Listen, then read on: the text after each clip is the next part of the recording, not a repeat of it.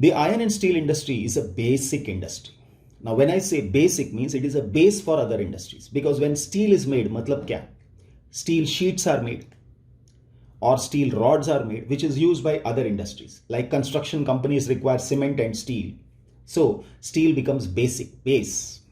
That's why it is a basic industry, because it provides raw material to other industries.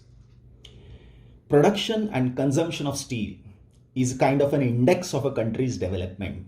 If the country is consuming more steel is being utilized, means the development is happening at a faster pace. Steel is needed to manufacture a variety of engineering goods. So when I take any kind of machines as is to be made, we require steel. Construction material. I told you for construction work, we require cement, we require steel, and both of them come in the category of basic industry. Even for making defense material, we require steel. Steel comes in the category of heavy industries because the raw material that is used is heavy. The raw material used in iron and steel industries, iron ore, manganese ore, coal, limestone, all are heavy and bulky. That is, they require more space. That's why this is counted in the category of heavy industries. So now the question that is asked is, where should the steel plant be ideally located? Answer is simple. It is again wherever raw material is available. So like sugar industry, this also comes in the category of raw material oriented industry, because the raw material used by these industries is heavy and bulky. Next, when it is processed, it also loses weight. So out of the total raw material, we get only 25% of finished product. So let us see. When it comes to manufacturing iron and steel, what is the raw material required? First of all, iron ore. Iron ore means iron plus impurities. Because if I take one stone, say it has iron, it will not have pure iron. It will have along with that impurities. That is why it is called iron ore. Then it is coking coal. Coking coal means that kind of coal that I can use it to burn it. It will be red hot. It will be like a stone, which will be red. So that is called coking coal. We need that kind of coal, not the powder coal. Limestone, which is calcium carbonate. Now limestone is used because limestone means it is calcium carbonate. Calcium carbonate combines with the impurities that is there in iron ore. The impurity is mainly silica. So calcium carbonate combines with silica and forms calcium silicate. And this is how that entire thing is brought out. Matlab, what is the work of the limestone? Combine with the impurities and bring it out like a slag. This is used in the ratio 4:2:1. Then we get iron. That iron is around 95% pure. Now from iron they make steel. For making steel, they will mix manganese. Manganese is something used to make iron tough. Because if I take iron, it is soft. When I say soft means what? If I take an iron rod, it will easily bend. But if I add manganese in it, it will become tough. So manganese is added, then only steel is made. In steel also there are different type of steel. Like if I take the window grills, they also are made up of steel. Machine parts are also made up of steel, but they are all both are different. And this different type of steel is developed in metallurgical industries by engineers. Now, why is it so that in India, most of these iron and steel industries are located near Chota Nagpur Plateau? Chota Nagpur Plateau means Jharkhand and some nearby areas. So why is it so? The reason is simple. Raw material is available in these areas. What is the raw material? Raw material is iron ore, manganese ore, coal, limestone. So first of all, low cost iron ore. Then it is high grade raw material in proximity. Proximity means close by. Cheap labor. Vast growth potential in home market. So there is a good potential for growth in home market. These are some reasons why the industries are focused in this area. The challenges faced by iron and steel industry are, first one, high cost and limited availability of coking coal. This means we are importing coking coal. We have coal. We are leading producer of coal, but not coking coal, which burns red hot. Lower productivity of labor. This is a point you can write for any of the industry. Irregular supply of energy. Earlier we have learnt erratic supply of electricity. So it is the same thing. Infrastructure refers to basic facilities. It can be roads, it can be railway lines, it can be electricity, it can be water supply, it can be machines. All facilities come in the category of infrastructure. So these are the reasons, these are the challenges faced by iron and steel industry. Now, what is the present situation? So on one hand, we are producing iron and steel on a large scale, but we also import good quality steel from other countries.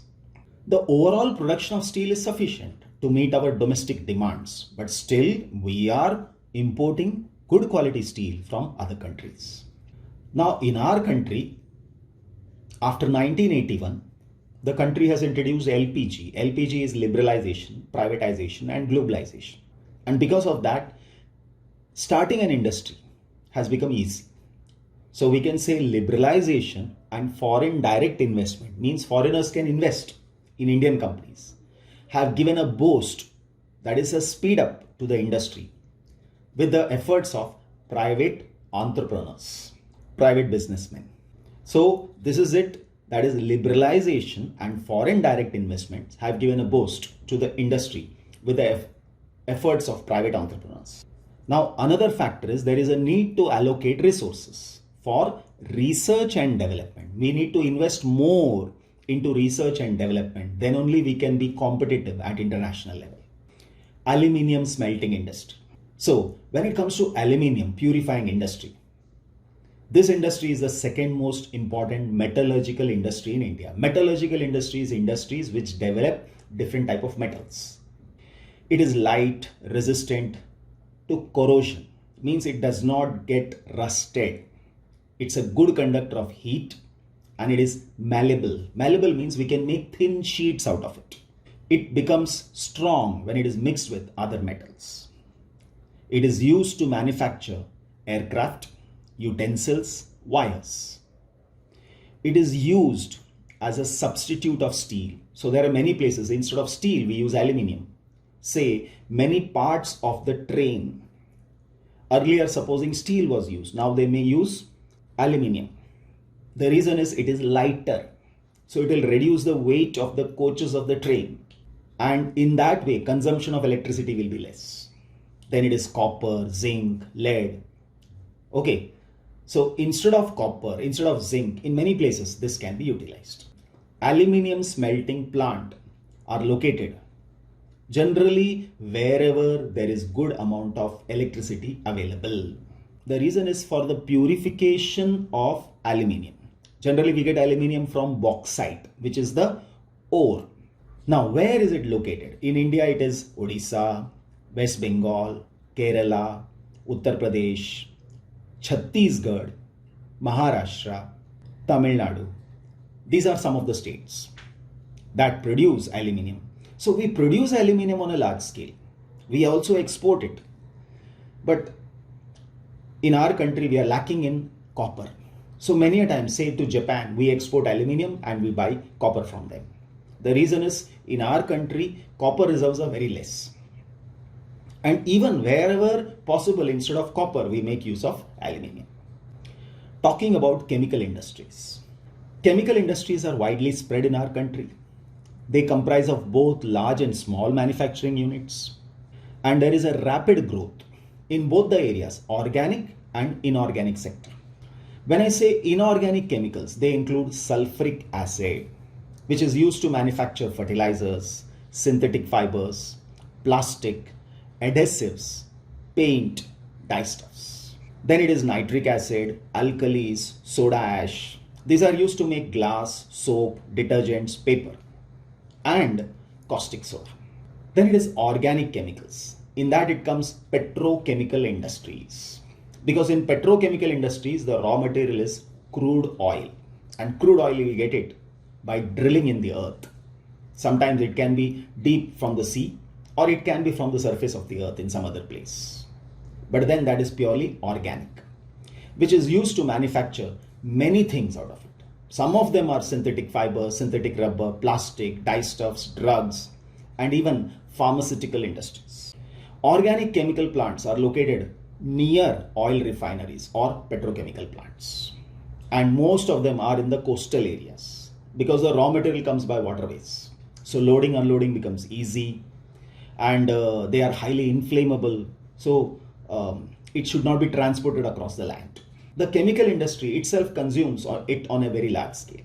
Basic chemicals undergo processing to further produce other chemicals, and that are used for industrial applications, even agriculture, as we have learned, fertilizers, or directly for consumer markets. The fertilizer industry mainly produces nitrogenous fertilizers, phosphatic fertilizers, and ammonium phosphate. The fertilizers have a combination of nitrogen, phosphate, and potash. But potash is entirely imported because the country does not have any reserves. After the Green Revolution, the industry expanded to several other parts of the country. This industry, fertilizer industry, expanded in many parts of the country because for Green Revolution means there are 5 things. One is water by irrigation, then it is hybrid seeds, fertilizers, pesticides, and machines. So fertilizers were needed, and that is why the industry is developed in many parts of the country. Major states for this industry are Gujarat, Tamil Nadu, Uttar Pradesh, Kerala, Punjab, Odisha, and Andhra Pradesh. Cement industry. Now, cement industry is also a mineral-based industry. It is a heavy industry because the raw material is again heavy and bulky. So this industry again should be established near a place where raw material is available. So this is also a raw material oriented industry because when it is processed, this also loses weight. The raw material that is used in this industry is limestone, silica, gypsum, and coal. These are the 4 important raw material that is used. So wherever it is available, the industry is found in those areas. Over and above this, we require electricity, rail transportation. So they too are needed. Now, cement industry. The first cement plant was set up in Chennai, 1904. After independence, the industry expanded and there is a great demand within the country. Improvement in the quality has found the produce a ready market, and that is it is exported to East Asian countries, Middle East, Africa, South Asia. Okay, and over and above that, there is a huge demand within the country. This industry is doing well in terms of production as well as export. Talking about automobile industry. Now we have seen that when it comes to sugar industry or iron and steel industry or cement industry, these are all raw material oriented industry. But an automobile industry is mostly near a city. The reason is an automobile industry, if we take up the main parts, say the engine, car body, or some important parts are manufactured in the industry. Rest everything is brought from other places.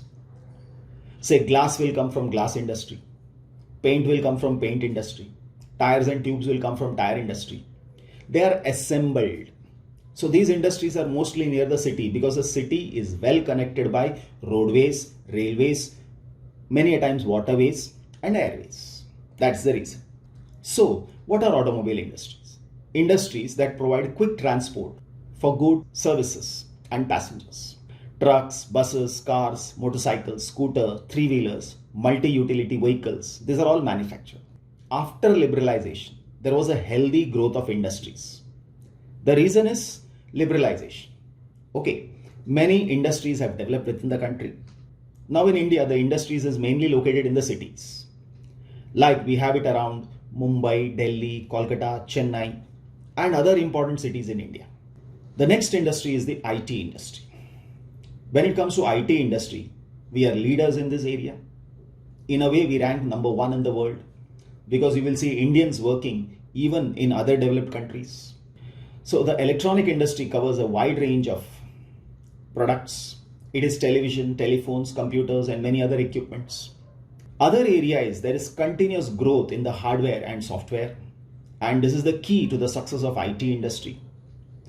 This industry actually has generated a lot of employment in the country, and to an extent it is responsible mainly for improving the standard of living of the country. Bengaluru has emerged as electronic capital of India, but then there are many other cities now. It is Hyderabad, it is Chennai, it is Pune. Now we come to the final part of the chapter, industrial pollution and environmental degradation. Industries are responsible for four types of pollution, and that is air pollution, water pollution, land pollution, and noise pollution. Talking about the first one, say water pollution. Water pollution is caused by organic and inorganic industrial waste and effluent. Effluent is a liquid waste discharged into rivers. The main culprits in this regard are paper, pulp, chemicals, textile, petroleum refineries, tanneries, electronic industries. Paper and pulp industry require a lot of wood. They make pulp out of it, so a lot of water is utilized, and the dirty water is then let out into a river. All chemical industries, textile industries, they also are responsible for releasing lot of water waste, that is effluents, into the river and finally into the sea. Same is the case with petroleum industries. Petroleum industries as it is are in the coastal areas. So all the effluents, they also release it in the sea. Tanneries are the one that are dealing with processing the skin of the animals. So in that also a lot of dirty water is released, and that goes. Electroplating industry. This is one more industry which releases effluents. Then it is thermal pollution. Now what is thermal pollution? How is it caused? Thermal pollution of water occurs when hot water from factories and thermal plant is drained into the rivers, even into the ponds before cooling. Actually, they are supposed to cool the water and then release it into the nearby water bodies. Instead of that, if hot water is released, then all the aquatic life in the pond will die. So it will have harmful effect on aquatic life. Soil and water pollutions are closely related to it. Then it is dumping of waste, especially glass, harmful chemicals, industrial effluents, that is liquid waste, packaging, salts, garbage, they all makes the soil useless. Rainwater percolates in the soil, that is, it goes into the soil, it is absorbed by the soil, carrying the pollutants to the ground, and the groundwater also gets contaminated. Now, how is air pollution caused by industries? Air pollution is caused by the presence of high proportion of undesirable gases. Now this can be sulfur dioxide, it can be carbon monoxide. So these are undesirable gases. Airborne particles, the particles that are in the air. So airborne particle materials contain both solid and liquid particles like dust and smoke. Smoke is emitted by chemical and paper factories. Then it is also given out by brick kilns. Brick kilns are a place where bricks are baked, heated. Then there are refineries, smelting plants, burning of fossil fuels. Now all these things, they ignore pollution norms. So they are polluting the atmosphere. Toxic gases leak can also be hazardous, and it has happened many times. Air pollution adversely affects human health. Second is animals, plants, buildings, even the atmosphere as a whole. So this is what happens due to air pollution. Next one is the noise pollution. Noise pollution is generally defined as regular exposure to elevated sound levels, that is high sound levels, that may lead to adverse effects, that is in case of human beings or other living organisms.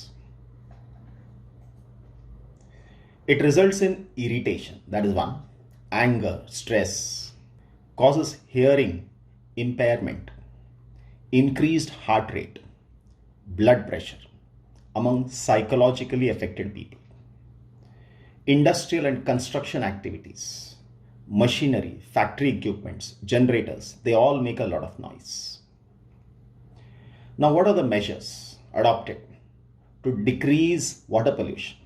One, you should know the fact that every liter of wastewater discharged by our industry pollutes 8 times the quantity of fresh water. Minimizing the use of water for processing by reusing, second, recycling it, 2 or more successive stages would be helpful. Next is harvesting, that is collecting rainwater to meet water requirements. Third one is treating hot water and effluents before releasing them in the rivers and ponds instead of just like that releasing. These all steps are going to help. Now, treatment of industrial effluents. If you see, it is done in 3 phases. One is primary treatment by mechanical means. This includes screening, grinding, flocculation, sedimentation. Now, in all these areas, mechanical means are used, matlab filters are used so that they can separate the sediments. When it is flocculation, flocculation refers to the process by which the fine particles are caused to clump together, that is, they flock. The flock may float up, that is on the top, or it may settle down. Once it has settled up or down, it is separated. So that is flocculation. Then secondary treatment is done by biological process. The reason is they have to deal with all the organic waste in the water. Then tertiary treatment. This is done by biological, chemical, as well as physical process. All 3 are involved. And so these are the activities that involves recycling of wastewater. Now, measures adopted by industries to decrease pollution. One is overdrawing of groundwater should be restricted for industry. This is to avoid threat to groundwater resources, because groundwater levels also should be maintained so that we can regularly draw water from ground. Particulate matters in air can be reduced. This can be done by fitting smokestacks to factories with electrostatic precipitators, fabric filters, scrubbers, and inertial separators. Reduce smoke by using oil or gas instead of coal, because when you burn coal, it will give out carbon monoxide, carbon dioxide, it has sulfur, so it will give out sulfur dioxide, it has phosphorus as waste, so it will give out phosphorus pentoxide. All these things can be avoided. Generators should be fitted with silencers because they make a lot of noise. Machinery can be redesigned. As the new and the modern sophisticated machines are developing, they are coming up with less soil. Noise absorbing material must be used wherever possible. So with this, I conclude the chapter. Thank you.